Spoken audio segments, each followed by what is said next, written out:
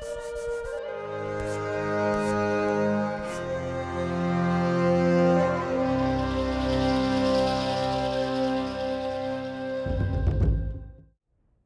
guys! Welcome to our new video. Today's video is about leveling weapons in New World. At the time of this video, there are 13 different weapons in New World, and the most players in New World have maybe only half of all these weapons at the maximum experience level. This is of course also due to the grind behind leveling a weapon. We thought we would share with you in this video why you would want to level up all of your weapons, how to do that, and of course the easiest and most efficient way to do it.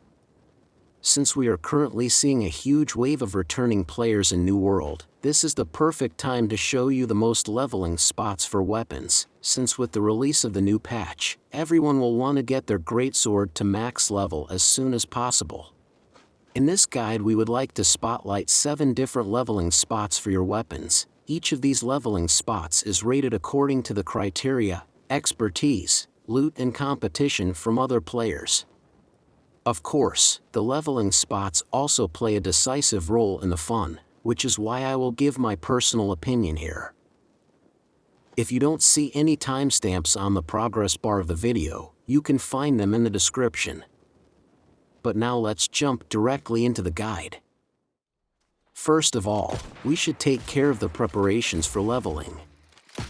Depending on the level spot you choose, it is important that you make different preparations. In New World, each type of enemy has strengths and weaknesses, so you might need longer for the opponents or defeat them much faster with proper preparation. For the various locations that follow shortly, I will tell you the type of enemy there and its weakness. Accordingly, you should choose your gems. You should also buy the following items: buff food for your constitution or for the attribute you need for your weapon.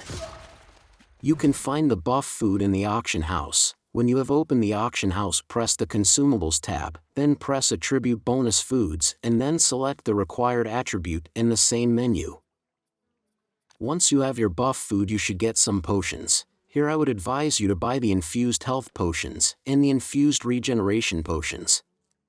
Attention! The potions are only suitable for level 60 characters, but with the keywords regeneration potion and health potion you can also find the lower level potions. In my various farm rounds I was very happy to have some potions in some spots. The enemies are stronger or weaker depending on the location, but since you normally pull together large groups of enemies and fight at the same time, you could get depending on the type of armor and enemy type problems. In my case I wore medium armor and had up to 10 elite enemies of level 30 already a continuous potion consumption. Should you only go to normal enemies, you can leave this preparation. The last thing you might need are gems that you can socket into your weapons and armor. If you want the ultimate in damage and protection, then you should socket a type of gem into your weapons and armor according to the enemy type. Gems have different properties. One of the most effective of them is the damage modifying property for weapons, which turns part of your damage into fire damage, for example, which is a weakness of angry earth creatures. Additionally, different enemies deal different types of damage. Some cast spells, others do mostly physical damage. To counteract this damage, you can also put various gems in your armor that reduce exactly this damage, but I would only advise this if you really want to level a lot of weapons at the same spot. If you have considered all these points and perhaps already fulfilled, then you are ready for the different locations. Before we look at the first location, I want to explain briefly how I present the individual locations. For each location I have invested half an hour of time away from the recording to farm. Here I was able to gather experience that will be included in the evaluation. In addition, I have tested each level spot 5 minutes intensively after this half hour has expired. The 5 minutes intensive test always looked like that I tried in this time to defeat as many enemies as possible and everything else to disregard, as totally just aimed at the greatest possible weapons expertise. Finally, the ranking of the location is also based on the EXP value I produced in my 5-minute intensive tests. Now let's start with location 1. Let's start with the weakest location in my test. The location is called Flatfish Fishery and is located in the northwest of Cutlass Keys. What I personally noticed with this farm spot is that it is very extensive and also correspondingly brings many enemy pauses with it. Here the area for leveling weapons is clearly too extensive to bring forward especially quickly as weapons. Mainly you fight in this farm spot the enemy types lost, which in this case appear as ghosts or undead, and relatively tough crocodiles. The weak points of the enemy group lost are the attack type strike, which is caused exclusively by the warhammer. The strongest weakness, however, is the nature damage vulnerability. If you choose this farm spot, you should definitely sock in gems with nature damage. What is also worth mentioning is that this spot offers among other things smaller chests that since the update 1.6 also drop the additional reagents needed for crafting, obsidian flux, obsidian sandpaper, aged tannin, wire weave and pure solvent. In my 5 minutes of intensive farming, the spot gave me a weapon expertise of 1472 XP, of which 1436 was from the blunderbuss and 36 from the warhammer. Here I actively chose the blunderbuss because I would have achieved much less with a melee weapon. Here the distance between the enemies is simply too large to quickly defeat many mobs. Most opponents there are level 29 and are not elite opponents. I had competition there from another player, but he was probably there because of quests. While farming there you can earn territory standing in Cutlass Keys, but here it is relatively tough due to the low enemy level. The best weapons for this farm spot are the Ice Gauntlet or the Warhammer. The next location according to my list is Seeles Stake, which is located in the Restless Shores directly in front of the capital city of this region. As you can see, you hardly have a running path here, which prevents possible overloads during longer sessions. What I personally noticed with this farm spot is that the amount of enemies is not enough to farm it without a break. In my attempts I had always defeated all the opponents and had to wait about 15 to 20 seconds for respawn before the round could start again. But this is also due to the fact that the total amount of opponents there is a maximum of 15 to 20 enemies. At this farm spot are also exclusively opponents of the type lost, but we fight here only the subtype of the undead, so no ghosts, which makes the farm time pass relatively quickly because the ghosts are usually a bit tough. The weak points of the enemy group lost are the attack type strike, which is caused exclusively by the warhammer. The strongest weakness, however, is the nature damage, against which the enemy group is very vulnerable. If you choose this farm spot, you should definitely sock in gems with nature damage. What is also worth mentioning is that this spot offers among other things smaller chests that since the update 1.6 also drop the additional reagents needed for crafting, obsidian flux, obsidian sandpaper, aged tannin, wire weave and pure solvent. In my 5-minute intensive farming, the spot gave me a weapon expertise of 1835 XP. Of that, 1003 was from the blunderbuss and 832 was from the warhammer. Here you can attack relatively well with the blunderbuss and give the warhammer the final blow. What is still to be mentioned here is that you level both weapons at the same time but do not generate more EXP. Here the total value of EXP is divided. Most opponents there are level 41 and are not elite opponents. I have had competition from another player who has also farmed there. However, my 5-minute test was without competition. While farming there you can earn territory standing in Restless Shore. The best weapons for this farm spot are the Ice Gauntlet or the Warhammer. The next location according to my list is Hibbots Field, which is located in the very north in Morningdale. What I personally noticed about this farm spot is that you can farm a lot of smaller and bigger chests at the same time if you take it a bit easier. Additionally, the farm spot offers a lot of corn and thick hide that you get from the corrupted wolves that appear there as enemies. The chests that appear at the farm spot also drop the additional reagents needed for crafting: obsidian flux, obsidian sandpaper, aged tannin, wireweave and pure solvent since the update 1.6. At this farm spot are also only enemies of the type corrupted. The weak points of the enemy group corrupted are the attack types thrust, which is caused by the musket and some other weapons, and nature, which is mainly caused by a socketed gem. The strongest weakness here, however, is arcane damage, which the enemy group is very vulnerable to. If you choose this farm spot, you should definitely socketed gems with arcane damage. In my 5 minutes of intensive farming, the spot gave me a weapon expertise of 1868 XP. 1101 of that was from the blunderbuss and 767 from the warhammer. Here you can farm relatively well with the blunderbuss and let the warhammer do the rest. Most of the opponents there are level 50 and are not elite opponents. I have had competition from 2 other players who have also farmed there. However, one of the 2 only farmed the corn, the other also farmed the opponents. During the farm you can earn territory standing in Morningdale. The best weapons for this farm spot are the bow, spear, rapier, and sword. The next farm spot should be familiar to most who have dealt with weapons expertise farming. It is the location Oceanview Post, which is located in the Restless Shores.